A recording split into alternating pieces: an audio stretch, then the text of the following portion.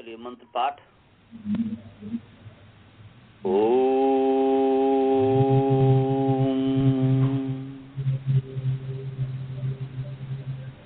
सहना भवतु सहनौ भुनक्तु सह वीर्यं करवावहै तेजस्विनावधीतमस्तु मा विद्विषावहै।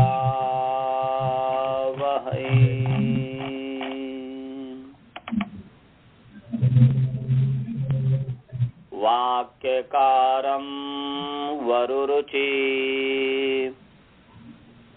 भाष्यकारं पतंजलिं पाणिनि सूत्रकारं च प्रणतोऽस्मि मुनित्रयम्। ओम शांतिः शांतिः शांतिः। आइए आप सभी का स्वाध्यायी पाठ में स्वागत है। पाठ में स्वागत है। भगवान की कृपा से, ईश्वर की कृपा से आज पाठ का दूसरा दिन है और हमने जो कल पाठ पढ़ाया था, कल जो बतलाया था वह अथः शब्दानुशासनम के संबंध में। हम आज भी अथः शब्दानुशासनम पर चर्चा करेंगे और साथ साथ हम जो है हमारे जो भगवान पाणिनि जी हैं, महर्षि पाणिनि जी हैं, इनके इतिहास के संबंध में भी कुछ चर्चा करेंगे।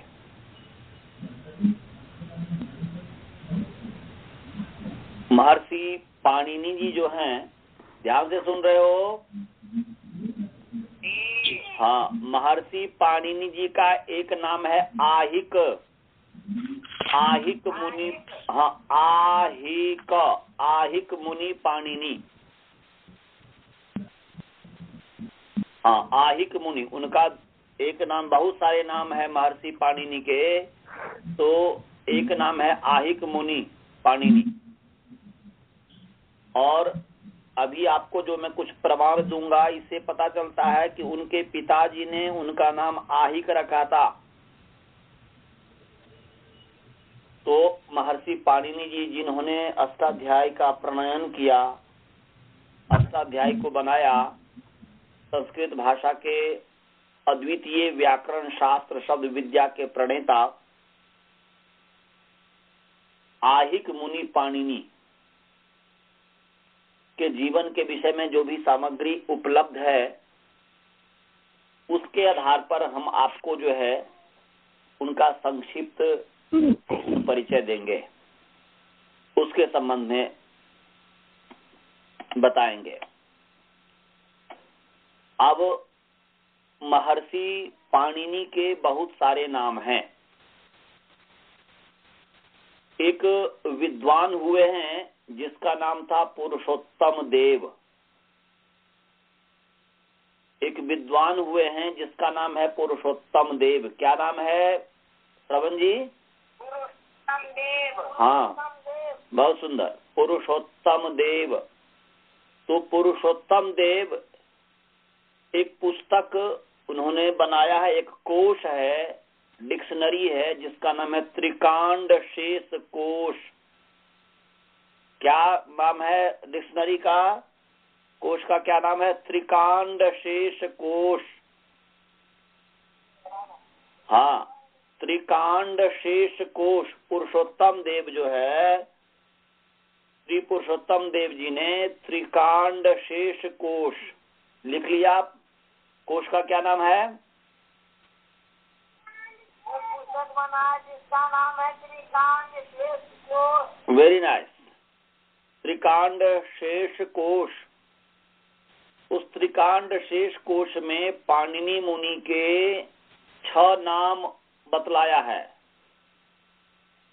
श्री पुरुषोत्तम देव जी ने त्रिकांड शेष कोश में पाणिनि मुनि के 6 नाम का उल्लेख किया है। एक नाम है पाणिन, पाणिन, एक नाम है पाणिन। दूसरा नाम है पाणिनि। पहला नाम क्या है? पाणिन। हाँ, पाणिन। पकार पा, ह्रस्वीकारणी, न दंती न, दंत्य न, पाणिन। और दूसरा नाम है पाणिनि। तीसरा नाम है दाक्षी पुत्र, दाक्षी पुत्र, द में आकार दा, कौश संयुक्त दीर्घ ईकार, क्षी अपुत्र, दाक्षी पुत्र। तीसरा नाम है दाक्षी पुत्र। लिखते जा रहे हैं जी? हाँ जी, दाक्षी पुत्र। चौथा नाम है शालंकी, चौथा नाम है शालंकी। हाँ, तालव्य स आकार शा, ल और न का संयुक्त ह्रस्व इकार, क ख ग घ ङ, पंचम जो वर्ण न है, न का संयुक्त ह्रस्व इकार, शालंकी। हाँ, पहला नाम पाणिन, दूसरा नाम पाणिनि, तीसरा नाम दाक्षी पुत्र, चौथा नाम शालंकी और पांचवा नाम है शालातुरीय। हाँ, शालातुरीय। तुरीय, त थ द बोला न, जो हाँ, वेरी नाइस। तुरीय जो चतुर्थ का वाचक है, शालातुरीय। हाँ, शालातुरीय। और छठा नाम है आहिक, आ ह्रस्वीकार ही अक, आहिक। तो ये हाँ, तो श्री पुरुषोत्तम देव जी ने जो है त्रिकांड शेष कोश में पाणिनि के इन 6 नामों का उल्लेख किया है। पाणिन, पाणिनि, दाक्षी पुत्र, शालंकी, शालातुरीय और आहिक। अब आइए इस पर एक एक पर हम विचार करते हैं। ये जो 6 नाम हैं, ये कहाँ कहाँ पर उपलब्ध है? ये जो पाणिन है, पहला नाम हमने जो बताया पाणिन, देखो आप जब प्रथमा वृत्ति पढ़ के जब दूसरा काशिका वृत्ति पढ़ोगे तो उस काशिका को बनाने वाला, जैसे प्रथमा वृत्ति को किन्होंने बनाया है? प्रथमा वृत्ति का लेखक कौन है? वेरी नाइस, पंडित ब्रह्मदत्त जिज्ञासु हैं। ऐसे ही काशिकाकार जिन्होंने बनाया है उनका नाम था पंडित वामन और जयादित्य। समझे? हाँ, काशिका वृत्ति को बनाने वाले का नाम है पंडित वामन और दूसरा है पंडित जयादित्य। 2 व्यक्ति ने मिलकर के काशिका का निर्माण किया है। 2 व्यक्ति मिलकर के। प्रथम 4 अध्याय का जो प्रणेता है, 4 अध्याय का जो लेखक है, अर्थात पहला जो 4 अध्याय है, पहला से लेकर के चौथा तक, यह तो जो है वामन, पंडित वामन ने बनाया है।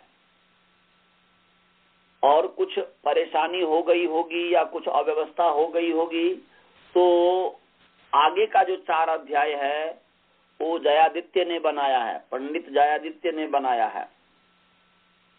तो पंडित जयादित्य जो है 6ठे अध्याय दूसरे पाद का जो 14 सूत्र है, मात्रोपज्योप क्रमच्छाये नपुंसके, ये सूत्र है। मात्रोपज्योपक्रमच्छाये नपुंसके, ये छठा अध्याय दूसरा पाद का जो 14वां सूत्र है, इसके उदाहरण में दयादित्य ने लिखा है। इस सूत्र के उदाहरण में उन्होंने लिखा है कि पाणिनोपज्य मकालकम व्याकरणम, ये उदाहरण है। फिर सुनिए, काश का वृत्ति जिसके पास होगा तो आप देख सकते हैं कि पाणिनोपज्य भकालकम व्याकरणम, इसका मतलब यह है कि पाणिन ने सर्वप्रथम काल लक्षण से रहित व्याकरण शास्त्र की रचना की। अर्थात यहाँ पर ये प्रमाण मिलता है कि पाणिन जो है, महर्षि पाणिनि का एक नाम पाणिन है। सबसे पहले पाणिन ने काल माने लक्षण से रहित व्याकरण, माने सबसे पहले पाणिन ने व्याकरण शास्त्र की रचना की, माने यहाँ पर ये है भाव। अब ऐसे ही अष्टाध्याय के छठा अध्याय चतुर्थ पाद का 165 नंबर सूत्र है, 64165। तो 64165 माने 165 नंबर सूत्र है, गाथी विदथी केशी गणी पणी नश्च। इसलिए अष्टाध्याय याद होना चाहिए, क्योंकि जब मैं बोलूं तो आपको तुरंत याद हो जाना चाहिए ये सूत्र है। इसलिए हर दिन आप फेरते हैं कि नहीं श्रवण जी?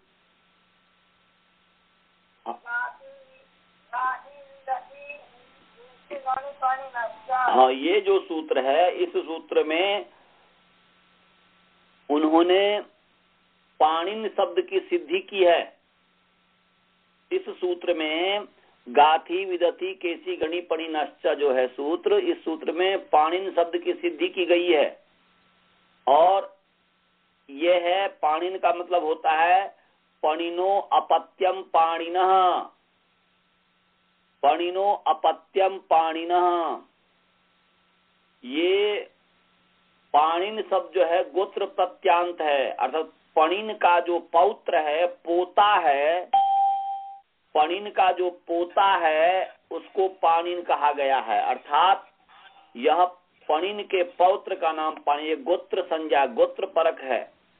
जैसे आपके पिताजी और आपके बाबा जी, तो आप अपने दादा जो हैं, बाबा हैं, उनके आप जो हैं पौत्र कहलाएंगे। ऐसे ही पणिन जो है महर्षि पाणिनि जी के बाबा का नाम था। तो इसलिए पणिन का जो पणिनो अपत्यम पाणिनः, पणिन का जो संतान है, तो पणिन का कौन सा संतान? गोत्रापत्य अर्थ में है। इसीलिए पणिन का जो गोत्रापत्य बने पौत्र जो है उसको पाणिन कहा है। ये प्रमाण है इसमें कि महर्षि पाणिनि का एक नाम पाणिनि है। थोड़ा थोड़ा मैं हर दिन इतिहास बतलाऊंगा इसके संबंध में। दूसरा है, महर्षि पाणिनि का दूसरा नाम पाणिनि है।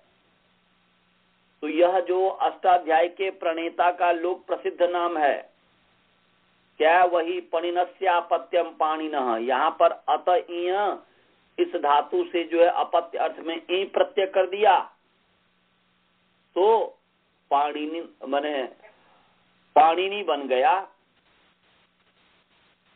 माने पणिन का जो वही हो गया, पणिन का जो प्रपौत्र हो गया। देखिए, पहला था, ध्यान से सुनेंगे, पाणिन और पाणिनि में क्या अर्थ है? पाणिनि और माने पाणिनि में क्या अंतर है?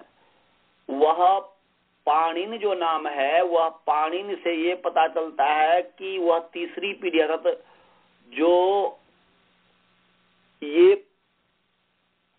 ये क्या बोलते हैं कि जो पणिन था, मतलब ये है कि ये जो है कि गाथी विदथी केसी गणी पणिनस्त जो है, तो यहाँ पर पणिन जो शब्द है, पणिन, पणिनो अपत्यम पाणिनः, पणिन का जो संतान वह पाणिन, तो पणिन जो है उनका बाबा है और बाबा का जो पोता हो गया वह पाणिन हो गया। और पाणिनि का मतलब क्या है? पाणिनि का मतलब है कि पणिनस्य अपत्यम पाणिनि। यहाँ पर अतः अष्टाध्याय का जो सूत्र है, चौथा अध्याय पहला पाद का 95 नंबर सूत्र है, 95 नंबर सूत्र है। तो इससे अपत्य अर्थ में, अपत्य कहते हैं संतान को, इसलिए अपत्य अर्थ में ये प्रत्यय हुआ है। और यह जो है युग प्रत्यांत नाम है, ये पाणिनि जो है युग प्रत्यांत नाम है। युग प्रत्यांत का मतलब होता है संतान जो है 3 प्रकार का होता है। एक होता है अनंतरापत्य, जैसे आप अपने पिताजी के जो बेटे हुए, मैं अपने पिताजी का जो पुत्र हुआ, हमारा जो संतान हुआ, पिता का जो सीधा साक्षात संतान है उसको कहते हैं अनंतरापत्य। अपत्य माने संतान। और दूसरे तरीके का जो संतान है उसको कहते हैं गोत्रापत्य। गोत्रापत्य मतलब होता है कि जो तीसरा पीढ़ी हो गया, जैसे मेरे, अब मैं जो पुत्र हूँ अपने पिताजी का, अब हमारे पिताजी का पिताजी हुए, हमारे पिताजी का पिताजी अर्थात हमारे बाबा का नाम जो बलदेव मिश्र था, तो बलदेव मिश्र जी का मैं जो हो गया वह गोत्रापत्य हो गया, माने मैं पोता हो गया। तीसरी पीढ़ी जो होती है वह गोत्र वहां तीसरी पीढ़ी से चलती है, तो मैं गोत्रापत्य हो गया। तो एक हो गया अनंतरापत्य, सीधे पिता का जो पुत्र है। दूसरा है गोत्रापत्य। अब जो है जब जीवति तु वंशे युवा, अब कल्पना कीजिए कि किसी व्यक्ति के घर में कि एक होता है पितामह, एक होता है प्रपितामह, माने पितामह बाबा के भी पिताजी, बाबा के जो पिताजी, दादा के जो पिताजी हुए वो हो गए प्रपितामह। तो प्रपितामह, पितामह, पिता, जब ये 3 पीढ़ी जिंदा हो, माने जिसको हिंदी भाषा में कहेंगे परबाबा। परबाबा समझते हो कि नहीं? परबाबा माने बाबा के भी जो बाबा हो गए हमारे लिए परबाबा हो गए, प्रपितामह हो गए। तो जो परबाबा हुए माने प्रपितामह जो हुए, तो प्रपितामह यदि जिंदा रहेंगे, पितामह जिंदा हैं और पिताजी जिंदा है, 3 जब जिंदा हैं तो चौथी पीढ़ी का नाम होता है युवापत्य। जिंदा होने पर ही चौथी पीढ़ी का नाम युवापत्य होता है। तो ये पाणिनि जो है युवा प्रत्यांत है। तो यह जो है पाणिनि नाम युवा प्रत्यांत है। तो क्या अर्थ हो गया? अर्थात चौथी पीढ़ी, अर्थात कहने का अभिप्राय है कि पाणिनि जी जो हैं, महर्षि पाणिनि जी जो हैं, वो जब थे तो उनकी जो परबाबा थे वो भी जिंदा थे, तो उसके आधार पर उनका नाम जो है पाणिनि पर गया। तो पणिन, न हलंत, उसमें पणिन के बेटा का नाम वहां पर पणिना जो दिया, अब पणिन न हलंत है, तो पणिन का जो प्रपौत्र है वह पाणिनि कहलाया, चौथी पीढ़ी। तो ये दूसरा नाम जो है पाणिनि है। तीसरा जो अजय पणिन के प्रपौत्र का नाम था पाणिनि। हाँ, पणिन के प्रपौत्र का नाम था पाणिनि। और पणिन के गोत्रापत्य का नाम था पाणिन। पाणिन, पणिन के बेटा का नाम हो गया ना। पणिन के बेटा जो हुआ, पणिन का जो बेटा हुआ वह पणिन हुआ, और उसका जो हुआ वह पाणिन हो गया। तीसरी पीढ़ी हो गया पाणिन, चौथी पीढ़ी हो गया पाणिनि। तो ये पाणिनि, तो ये नाम हो गया दूसरा। तीसरा जो पाणिनि जी का नाम है वह दाक्षी पुत्र है। दाक्षी पुत्र तीसरा नाम है। तो इसके संबंध में प्रमाण है। यहाँ पर महाभाष्य जो है, महाभाष्य जो पहला अध्याय आहनिक जो 1 है, आहनिक 1, और उस पर जो 20वां जो सूत्र है, तो उसमें कहते हैं सर्वे सर्वपदादेशा। क्या चीज में है ये महाभाष्य में है।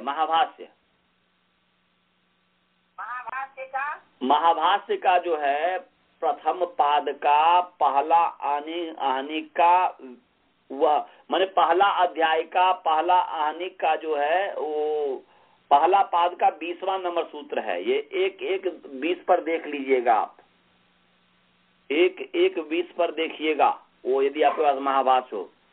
अभी देखने की आवश्यकता नहीं है, अभी तो बस आपको मैं ये बता रहा हूं। वहां पर जो महर्षि पतंजलि जी कहते हैं सर्वे सर्वपदादेशा दाक्षी पुत्रस्य पाणिनेः एक देश विकारे ही नित्यत्वं नोपपद्यते। तो ये जो श्लोक है, ये जो कारिका है कि सर्वे सर्वपदादेशा दाक्षी पुत्रस्य पाणिनेः एक देश विकारे ही नित्यत्वं नोपपद्यते, इसका मतलब क्या है वो तो हम बाद में बताएंगे। वो जब महाभाष्य का प्रसंग आएगा तब महाभाष्य पढ़ेंगे तब। बस इसमें दाक्षी पुत्र से पाणिनि, दाक्षी पुत्र पाणिनि ये जो कहा, तो इस पद्य में जो है, ये जो पद्य है, ये जो श्लोक है, इसमें जो पाणिनि को दाक्षी पुत्र कहा है, इससे क्या पता चलता है? इससे ये पता चलता है कि पाणिनि की जो माता है वह माता दक्ष गोत्र की थी। पाणिनि की माता जो है वह दक्ष गोत्र की थी और उनका खुद का नाम पता नहीं, अज्ञात नहीं है। तो पाणिनि का जो मामा है था, पाणिनि का जो मामा था, गोत्र के आधार पर उनका नाम था दाक्षायण व्याडी। पाणिनि का जो मामा था व्याडी था, वह दाक्षायण व्याडी था। तो दाक्षी गोत्र के आधार पर जो हो गया, दाक्षी गोत्र दक्ष गोत्र के, उनकी माँ जो है दक्ष गोत्र की थी, इसलिए माँ का नाम हो गया गोत्र के आधार पर दाक्षी, और दाक्षी का जो बेटा हो गया दाक्षी पुत्र हो गया। तो इसीलिए वह पाणिनि का जो मामा दाक्षायण व्याडी था, तो इससे ये पता चल रहा है कि पाणिनि का तीसरा नाम दाक्षी पुत्र हो गया। इसलिए महर्षि पतंजलि ने यहाँ पर उल्लेख किया है। चौथा नाम जो है शालंकी है। चौथा नाम शालंकी है।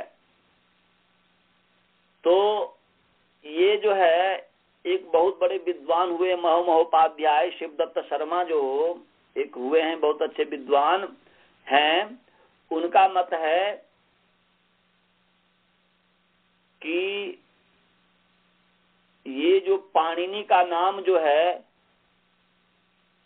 वह ये अपत्यार्थक है। जो 3 तरह का जो हमने बताया था ना, तो पाणिनि के पिता का नाम था शलंक, और शलंकस्या अपत्यम शालंकी ही, शलंक का जो बेटा है उसको शालंकी कहते हैं। तो ये माने बेटा पिता के नाम पर जो पड़ा वो शालंकी हो गया। तो पाणिनि के पिताजी का नाम शलंक था। ये पंडित महोपाध्याय जो है सिद्ध शर्मा ये कह रहे हैं कि ये पाणिनि का नाम जो है संतानार्थक है, ये शालंकी शब्द अपत्यार्थक है। अर्थात पाणिनि के पिता का नाम शलंक था, शलंकस्यापत्यम शालंकी, शलंक का जो पुत्र है, संतान है, उसको शालंकी कहते हैं। ये महाभाष्य के नवाहनिक की जो भूमिका है वह निर्णय सागर संस्करण पृष्ठ 14 पर ये बात लिखी हुई है। 5वां नाम है पाणिनि का शालातुरीय। तो ये शालातुरीय 5वां नाम है, और ये अष्टाध्याय का चतुर्थ अध्याय का 3रा पाद का 84 नंबर जो तुदी शालातुर इत्यादि जो सूत्र है, तो इसके आधार पर जो चौथा अध्याय 3रा पाद का 84 नंबर जो सूत्र देखोगे, तुदी शालातुर, पूरा सूत्र क्या है जी, याद है? तुदी शालातुर क्या है? तुदी शला, ये अष्टाध्याय याद होना चाहिए। अष्टाध्याय 3रा पाद, चतुर्थ अध्याय 3रा पाद का 84 नंबर सूत्र है। तो ये जो है, इसके अनुसार जो है, इस सूत्र के आधार पर जो है कि हाजी सूत्र है, 3रे पाद का 84 नंबर सूत्र नहीं है, 84 नंबर सूत्र, 4384। उसके आसपास देखो, ऊपर देखो या नीचे देखो, तुदी शालातुर है।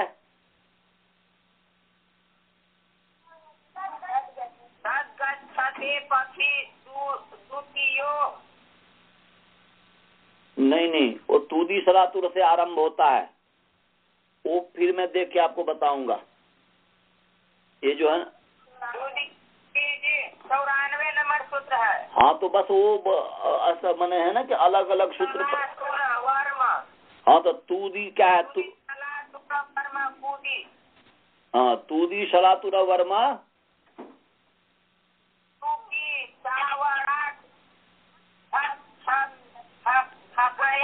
हाँ, तो हाँ, तो तुदी शालातुर, ये जो ढकछन ढकया जो लास्ट है, ये तो 3-4 आप में 94 है, ठीक है।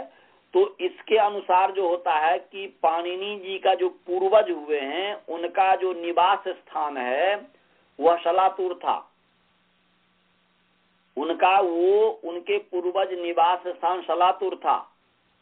जैसे है ना कि कहा जाता है कि भाई आप कहाँ से आप आए हो, आपका निवास स्थान आपके पूर्वज का क्या है। तो जैसे अब हम लोगों में जो है, ब्राह्मण में क्या होता है, ब्राह्मण में ये होता है कि बोला जाता है कि आपका मूल क्या है, और आप किस स्थान से आए हो, आपका पूर्वज किस। तो हम लोग का जैसे कहते हैं ना कि हम लोग जो है क्या कटक से हम लोग आए हुए हैं। अब कटक क्या है, बोलते हैं सदरपुरी या कटक। अब हम लोग मूल अपना बताते हैं, यदि कोई पूछता है कि भाई आपका मूल क्या है, तो हम कहते हैं सदरपुरी कटका, अपनी भाषा में, मैथिली भाषा में।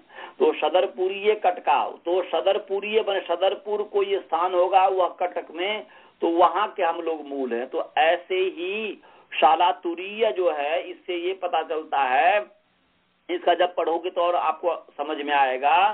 तो इस शालातुरीय माने ये जो 94 नंबर सूत्र है, 4394 आपके अष्टाध्याय में, तो इससे पता चलता है कि इनके जो पूर्वज हैं, इनका निवास स्थान शालातुर था, इसलिए शालातुरीय उनको कहते हैं।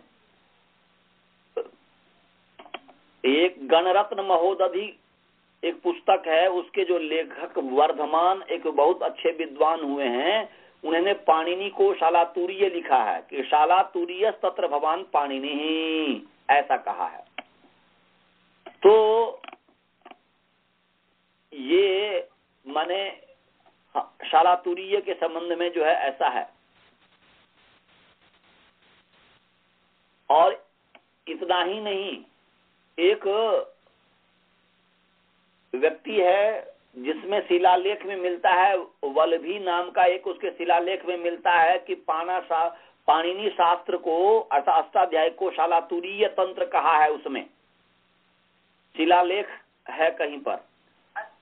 हाँ, शालातुरीय माने अष्टाध्याय का दूसरा नाम हो गया शालातुरीय तंत्र।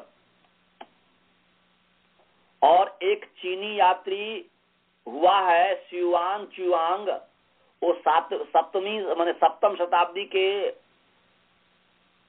आरंभ में जो है मध्य एशिया के स्थल मार्ग से भारत आए थे और शालातुर ठहरे थे। उसने लिखा है वो जो है शुयान चुआंग ने लिखा है कि उद्भांड के लगभग 20 मील मान लगभग 4 मील 20 माने लगभग 4 मील पर शरातुल स्थान था। यह वही जगह है जहां ऋषि पाणिनि का जन्म हुआ था, जिन्होंने शब्द विद्या की रचना की थी। ये बात जो है लिखी हुई है, चीनी यात्री शुयान चुआंग ने लिखा है। तो कहने का अभिप्राय है कि इनका जन्म शलातूर स्थान में हुआ था महर्षि पाणिनि का, तो ये शलातूरीय कहलाए। तो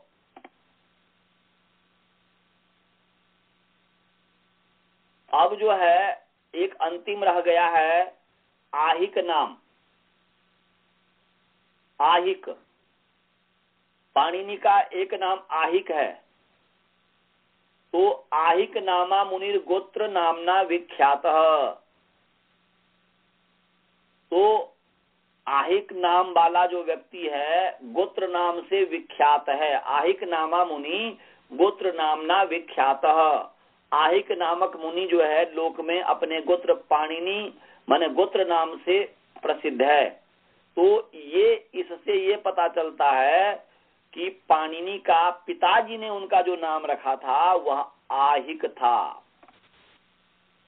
तो हमने थोड़ा सा आपको पाणिनि के संबंध में जिसकी पढ़ाई हम करने जा रहे हैं इसके संबंध में हमने कुछ बताया कि ये पाणिनि के जो 6 नाम हैं तो भ्रांति में नहीं पढ़ना है। अब आइए हम जो है अब आगे चर्चा करते हैं अथ शब्दानुशासनम पर। ये जो अथ शब्दानुशासनम है ये हमने कल बताया था कि अथ जो है ये अव्यय पद है, शब्दानुशासनम ये प्रथमा विभक्ति एक वचन है। समास हमने बताया था कि शब्दानाम अनुशासनम इति शब्दानुशासनम षष्ठी तत्पुरुष समास है, यहाँ पर कर्म में षष्ठी है। मैंने इस पर बताया था भाई शब्दों का अनुशासन किया जा रहा है। साथ साथ हमने ये भी बताया था कि अनुशासनम जो है यह अनुशासनम का अर्थ है शास्त्रम और शब्दानुशासनम का अर्थ हो गया व्याकरण शास्त्रम अर्थात शब्दानुशासनम नामकम व्याकरण शास्त्रम। हमने ये भी आपको बताया था कि अनुशासनम का अर्थ है अनुशिष्यते ये नैति अनुशासनम, जिसके द्वारा पश्चात बताया जाता है, बताया गया है, अनुशासन किया गया है, बाद उसको अनुशासन कहते हैं। तो शास्त्र के द्वारा पहले तो इस दुनिया में जब यह सृष्टि बनी, क्या बोल रहे हैं? पहले जो ब्रह्मा जी के द्वारा जो उपदेश किया गया उसको शास्त्र कहते हैं। हाँ, ब्रह्मा जी के द्वारा, मैंने वही मैं बता रहा जा रहा था, ये भी कल हमने आपको बताया था कि सृष्टि जब बनी, भगवान ने सृष्टि बना करके जब दे दिया, तो अब इस सृष्टि का प्रयोग कैसे करना है, सृष्टि का उपयोग कैसे करना है, इसके लिए परमात्मा ने एक मेन्यू दिया जिसका नाम था वेद। आज भी यदि आप कोई भी एक साइंटिस्ट यदि किसी भी चीज का आविष्कार करता है तो उसके साथ साथ उसको कैसे चलाना है उसके लिए मेन्यू भी देता है, पुस्तिका भी देता है। स्वाभाविक है। आप यदि मोबाइल खरीदने के लिए जाते हो तो मोबाइल सृष्टि है, वैज्ञानिक की सृष्टि है। अब उस सृष्टि का, वैज्ञानिक की सृष्टि का उपयोग कैसे करना है, कैसे चलाना है, इसके लिए साथ में मेन्यू भी दिया जाता है और उसके आधार पर आप जो है मोबाइल को खोल सकते हो, मोबाइल का प्रयोग कैसे करना है ये सब कर सकते हो। ऐसे ही जैसे मोबाइल एक सृष्टि है ऐसे संसार भी एक सृष्टि है। तो इस संसार रूपी सृष्टि को परमात्मा ने बना दिया। अब उस सृष्टि का प्रयोग कैसे करना है इसके लिए मेन्यू दिया। उस मेन्यू का नाम है वेद। और वह मेन्यू जो है सबसे पवित्र आत्मा जो अग्नि वायु आदित्य अंगिरा थे, सबसे पवित्र आत्मा, उनके हृदय में उस मेन्यू को दिया। अग्नि ऋषि को ऋग्वेद का ज्ञान दिया, वायु ऋषि को यजुर्वेद का ज्ञान दिया, और आदित्य ऋषि को सामवेद का ज्ञान दिया, और अंगिरा ऋषि को अथर्ववेद का ज्ञान दिया। और उन चारों ऋषियों से ब्रह्मा जी ने पढ़ा, ब्रह्मा जी को इन चारों ऋषियों ने ज्ञान दिया। अब ब्रह्मा जी उन वेदों को पढ़ करके वैदिक जो भी सिद्धांत हैं उसका जो प्रचार किया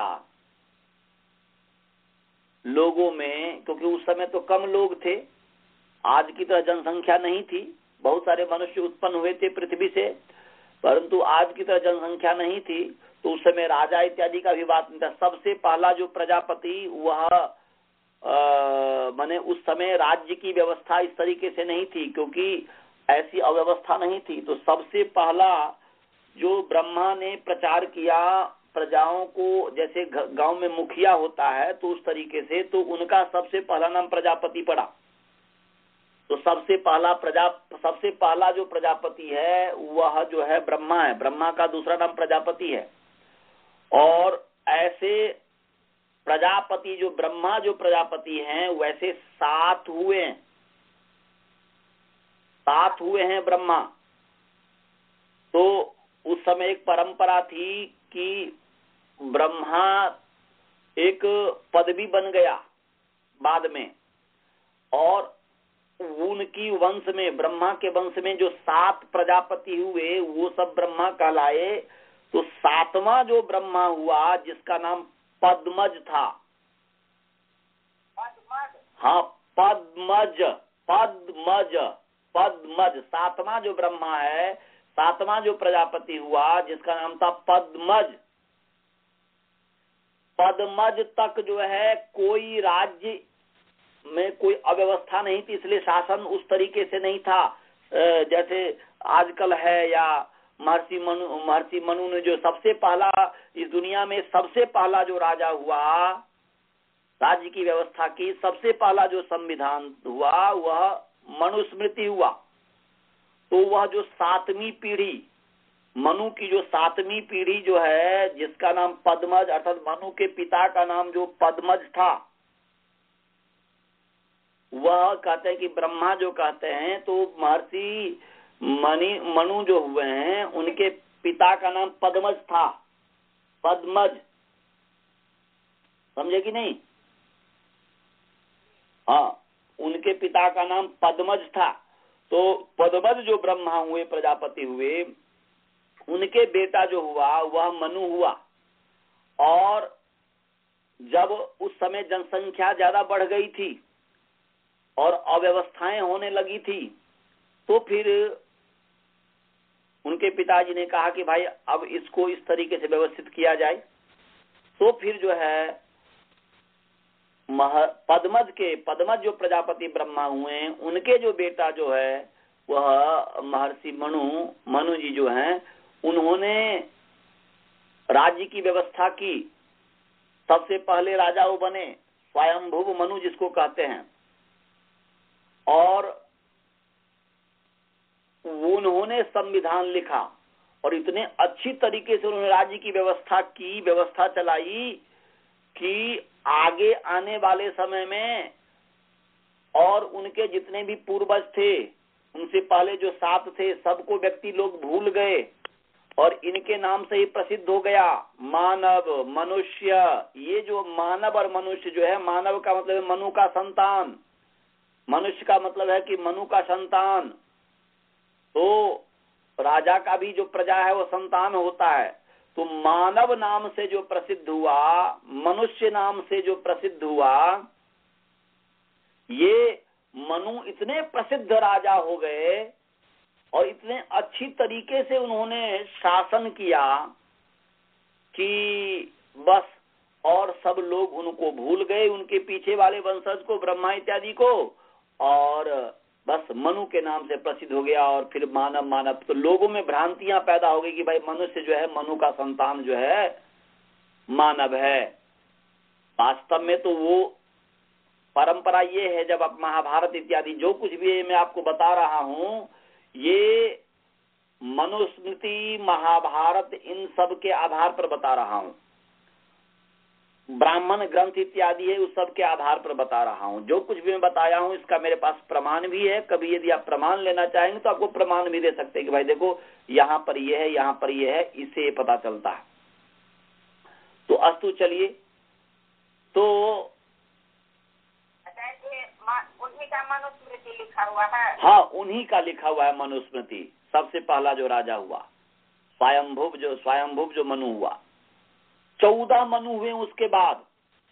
क्योंकि जैसे ब्रह्मा के पदवी पर ब्रह्मा, विष्णु के पदवी पर जो बैठा वो विष्णु हो गया, तो ब्रह्मा विष्णु ऐसे ही, क्योंकि लोग राजा थे, मतलब ये लोग उस समय तो सबसे पहला राजा तो ये हुए हैं, परंतु ब्रह्मा विष्णु इत्यादि सृष्टि के आदि में जो हुए और ये लोग जो हुए, अब उनके जो संतान हुए, उनके जो शिष्य हुए, बस उसका जो मुख्य व्यक्ति हुआ। जैसे आज जो है शंकराचार्य के पदवी पर जो भी बैठता है वो शंकराचार्य कहलाता है कि नहीं कहलाता? ऐसे ही था, ब्रह्मा के पदवी पर बैठने वाला ब्रह्मा कहलाया। और इसके ये परंपरा तो माने महाभारत तक रही है।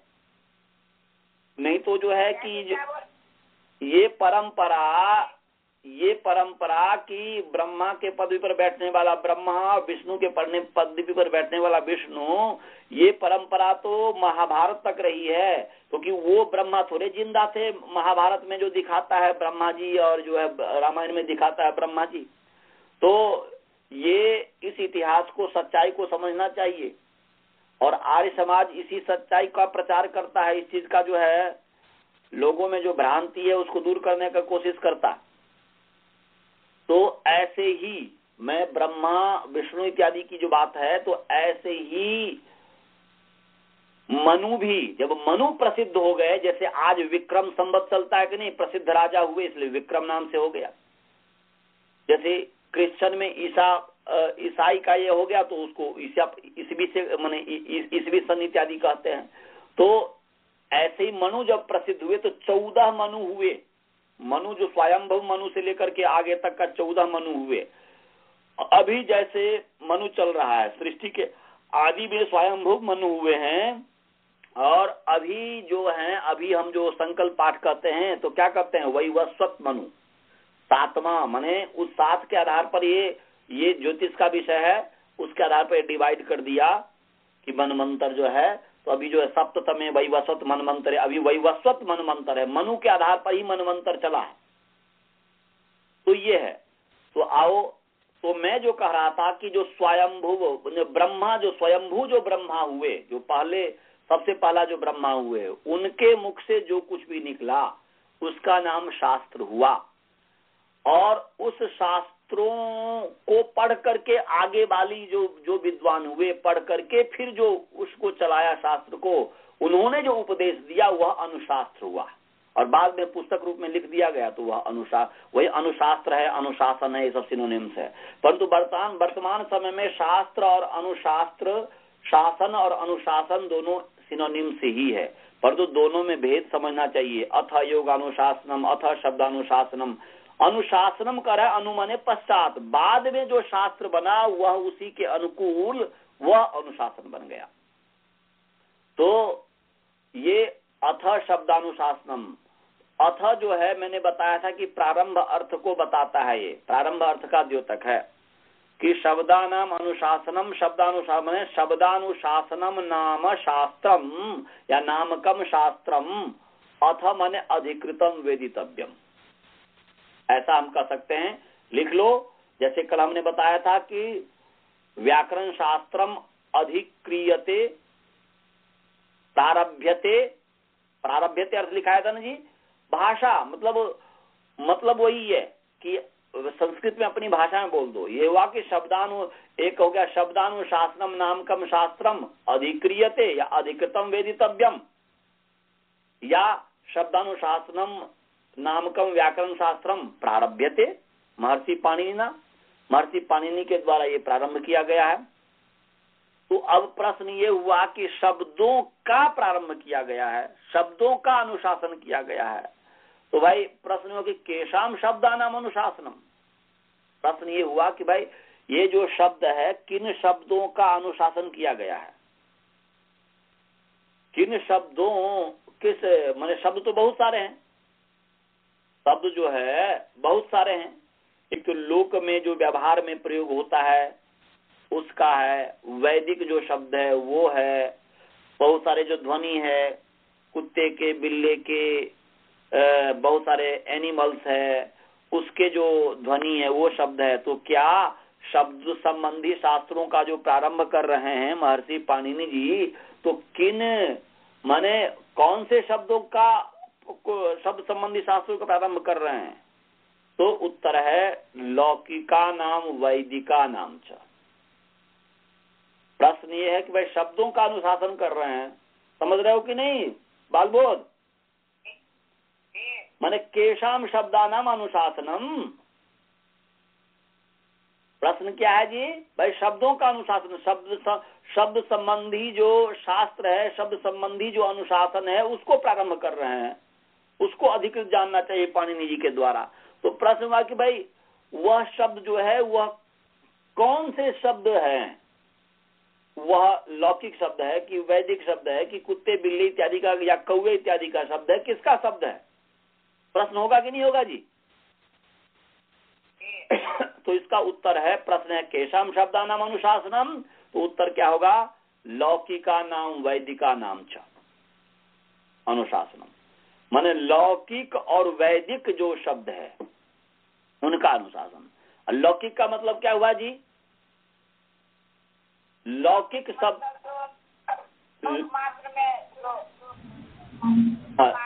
लोक व्यवहार में लौकिक, लोक शब्द दो अर्थ में है।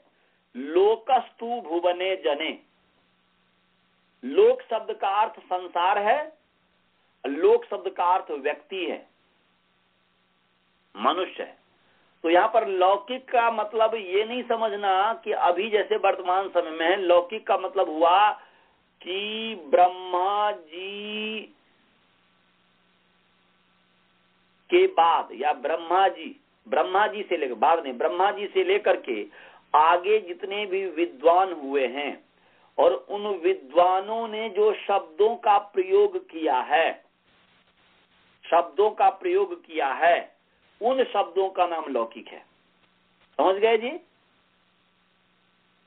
ब्रह्मा से लेकर के और जैमिनी मुनि पर्यंत तक के जितने भी शब्द हैं, शास्त्रीय जो शब्द हैं, शास्त्र के जो शब्द है, व्यवहार के जो शब्द थे, तो वह सब जो है लौकिक, जो अर्थात कहने का अभिप्राय है जितने भी दर्शन शास्त्र हैं ये सब लौकिक भाषा है, लौकिक है। ये लौकिक का मतलब ये लिया जाएगा, ये जो जितने भी ब्राह्मण ग्रंथ इत्यादि है इनकी जो भाषा है यह सब लौकिक है।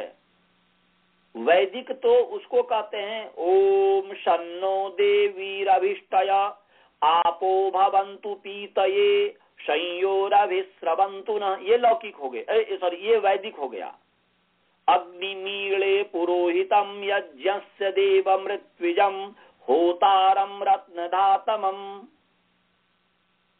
ईशेतूर्जे त्वा वायवस्थ देवो वः सविता प्रार्पयतु श्रेष्ठतमाय कर्मण आप्यायद्वमग्न्य इंद्राय भागम प्रजावतीरणमीवा अयक्षमा मावस्तेन ईशत माघशंसो ध्रुवा अस्मिन् गोपतौ स्यात् वः वीर्यजमानस्य पशून् पाहि।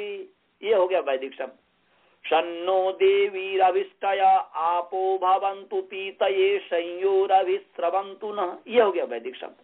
कहने का अभिप्राय कि जो परमात्मा की तरफ से जो परमात्मा ने जो ज्ञान दिया, जिस क्रम से ज्ञान दिया, उस क्रम, वो जो क्रम है वाले जो शब्द हैं, जो वाक्य हैं, वो है वैदिक। और इसी को जब आप अग्निमीळे पुरोहितम को आप जब व्याख्या करोगे, अग्निम माने पुरोहितम, अग्निम ईड़े या अग्निमीळे पुरोहितम यज्ञस्य, तो यज्ञस्य पुरोहितम देवम ऋत्विजम होतारम रत्नधातमम अग्निम ईड़े, ये हो गया लौकिक शब्द। लौकिक और वैदिक का मतलब समझ में आया जी? आप जब अपने समझने के लिए अपने क्रम से उस वैदिक शब्दों को रख करके व्याख्या करते हो तो वह वैदिक शब्द नहीं कहलाएगा, वह लौकिक शब्द कहलाएगा। वेद में भी तो गौ शब्द का नाम है, आयम गौ प्रश्नीर क्रमित। तो अब वहां पर यह पृथ्वी जो है सूर्य जो पिता है, पृथ्वी का पिता जो सूर्य है, उसके चारों ओर वह चल रही है। चंद्रमा गंधर्व। अब यहाँ पर इत्यादि करके वो जो वेद मंत्र है विवाह इत्यादि में, माने वैदिक जो मंत्र है क्रम से संहिता पाठ, यह है वैदिक शब्द। तो इस वैदिक शब्द के ऊपर भी अनुशासन किया है महर्षि पाणिनि ने, आहिक मुनि ने। और अलौकिक जो हो गया, गौ हो गया, अश्व हो गया, पुरुष हो गया, हस्ती हो गया, शकुनी हो गया, मृग हो गया, ब्राह्मण हो गया, इत्यादि जो भी शब्द हैं, इस पर भी उन्होंने शासन किया। इसलिए यह जो है लौकिक और वैदिक दोनों प्रकार के शब्दों का संबंधी ये शास्त्र है। लौकिक और वैदिक दोनों संबंधी शास्त्र है, दोनों के ऊपर अनुशासन करते हैं। समझ में आया जी? हाँ, तो ये हमने आपको बताया था। आपने याद किया ये? आप बता सकते हैं बिना देखे था शब्दानुशासनम की व्याख्या?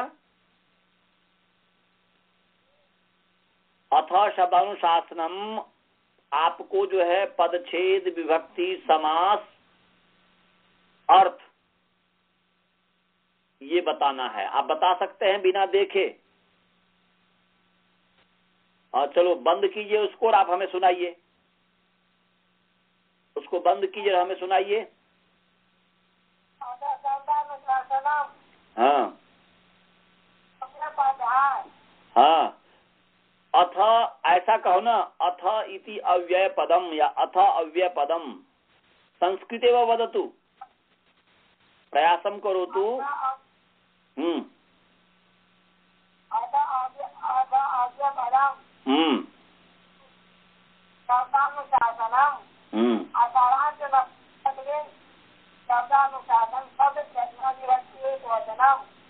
चलो बहुत सुंदर।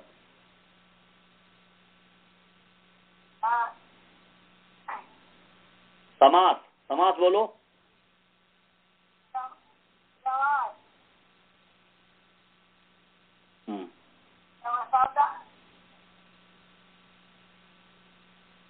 समास बोलो।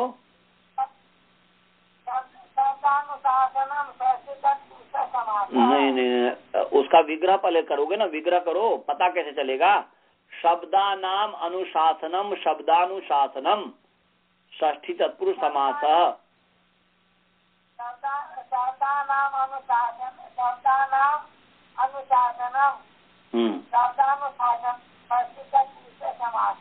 हाँ, अत्र कर्मणि षष्ठी। अच्छा कोई बात नहीं, आज हमने जो पढ़ाया, कल जो पढ़ाया था, इन दोनों को लेकर के, जैसे आज मैंने पढ़ाया, दूसरे शब्दों में कहा कि शब्दानुशासनम नामकम शास्त्रम अधिकृतम वेदितव्यम। कल मैं पढ़ाया था शब्दानुशासनम व्याकरण शास्त्रम प्रारभ्यते। हाँ, प्रारभ्यते ये बताया था। तो दोनों तरीके से आप याद कर लेना, दोनों का मतलब एक ही है। तो यदि कोई शंका हो तो पूछो। आप लोगों में से कोई शंका है जी? अनंत जी, प्रतीक जी, वेणी जी जो भी हैं, उनको कोई शंका है? नहीं जी। अच्छा, किन्हीं को शंका नहीं है। राजभल्ला जी आपको कोई शंका है? नहीं जी। नहीं है। तो अब समय हो गया है, अब मंत्र पाठ करते हैं। हाँ जी बोलिए। और मैंने इसका जो परिभाषा बोले, आप क्या बोल रहे हो? क्या परिभाषा?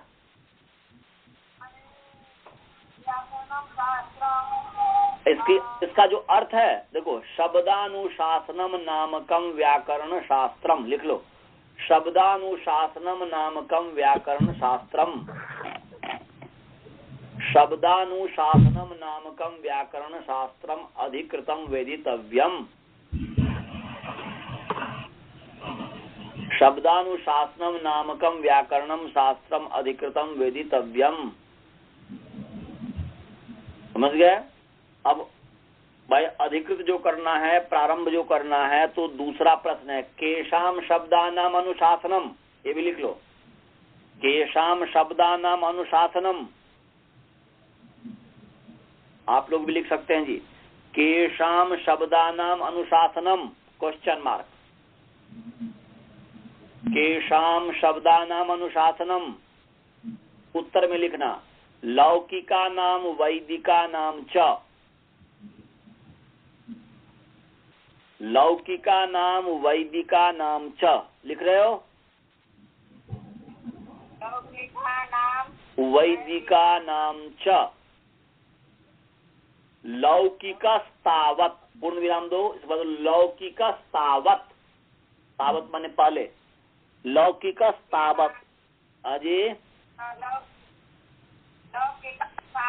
हाँ, लौकिकस्तावत्, पहले लौकिक उदाहरण दे रहे हैं, जैसे गौ, गौ, गौ, अश्व माने गौ अश्व, संधि करोगे तो गौरश्व हो जाएगा, संधि करोगे तो गौरश्व बन जाएगा, गौरश्व, पुरुषो, हस्ती, शकुनि, मृगो, ब्राह्मण इति, बहुत सारे। लौकिक स्तावत गौ रश्व, संधि करोगे तो, नहीं तो गौ अश्व, तो गौ रश्व, पुरुषो, हस्ती, शकुनिर, मृगो, ब्राह्मण इति। ये सब महाभाष्य में ये बात, ऐसे बात, इस महाभाष्य का ये शब्द है, महाभाष्य में जैसा लिखा हुआ है वैसे ही बता रहा हूं। तो लौकिक स्तावत गौ रश्व, पुरुषो, हस्ती, शकुनिर, मृगो, ब्राह्मण इति, इसमें बोल रहा हूं।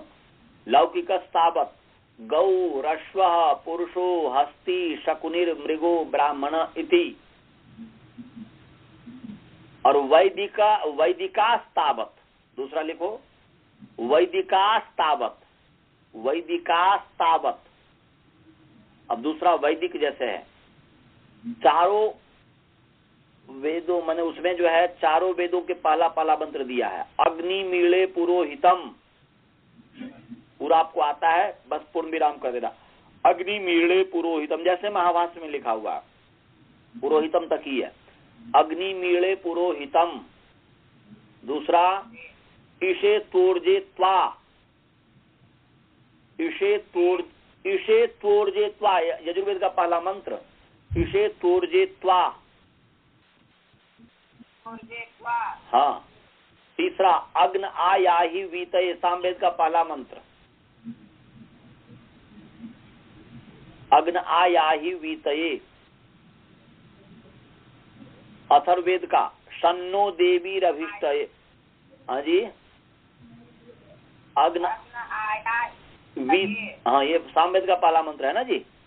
और शन्नो देवी रभिष्टये इति, शन्नो देवी रभिष्टये इति, ये अथर्ववेद का मंत्र।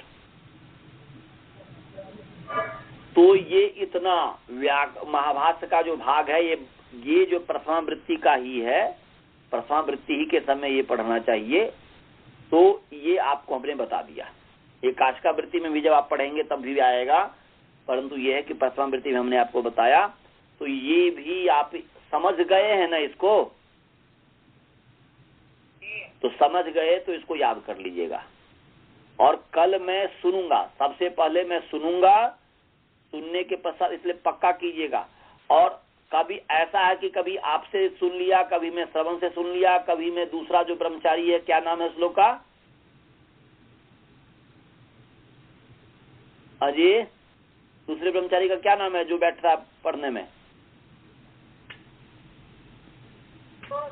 मनीष, सुबोध, इन सब से किसी से भी मैं पूछ सकता हूँ, सबकी तैयारी होनी चाहिए, समझे?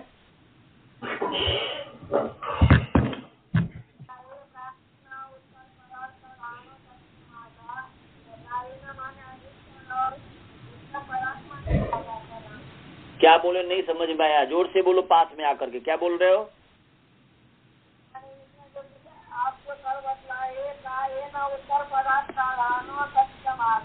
तत्पुरुष, प्रायेण उत्तर पदार्थ प्रधानो तत्पुरुष, ये मैंने बताया था। तो तत्पुरुष किसे कहते हैं?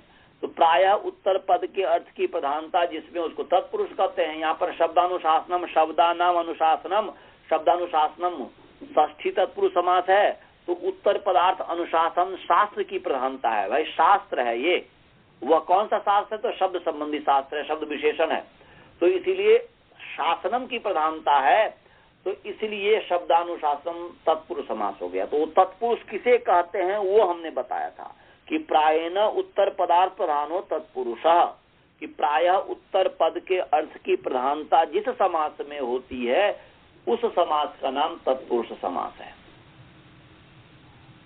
समझ गए?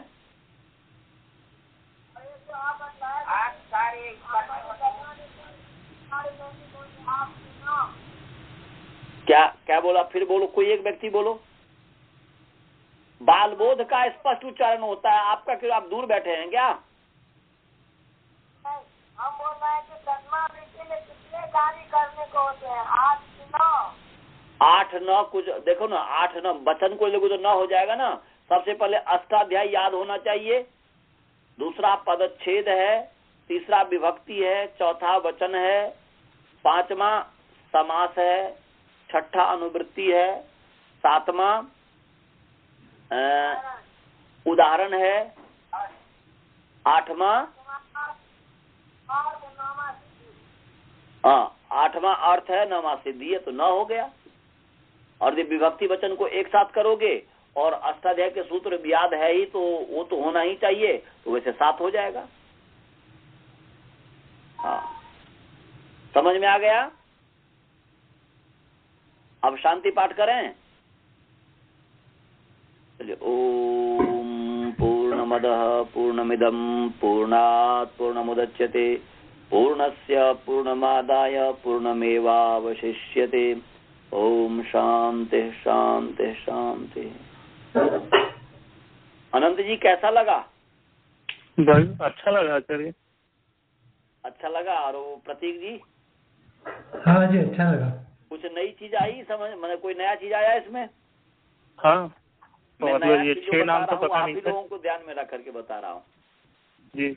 हाँ, तो परंतु उतने ही बताऊंगा जितने की प्रथमावृत्ति के लिए जरूरी है। ठीक है। सभी हैं कि सब मन कट गए? वेनी जी चले गए? जी नहीं, मैं यही पढ़ूँ। जी, आपको कैसा लगा? आपका क्या परिचय है? जी बहुत अपना अच्छा बताएं। जी मैं बस अभी सीख रहा हूँ बस। अच्छा, आपको ये संस्कृत पर रुचि कैसे है? जी मैं बस सीखना चाहता था बहुत पहले से। अच्छा, थोड़ा रुक जाइए, मैं इसको बंद कर देता हूँ। क्या कहते हैं, ये रिकॉर्ड इसके बाद में बात।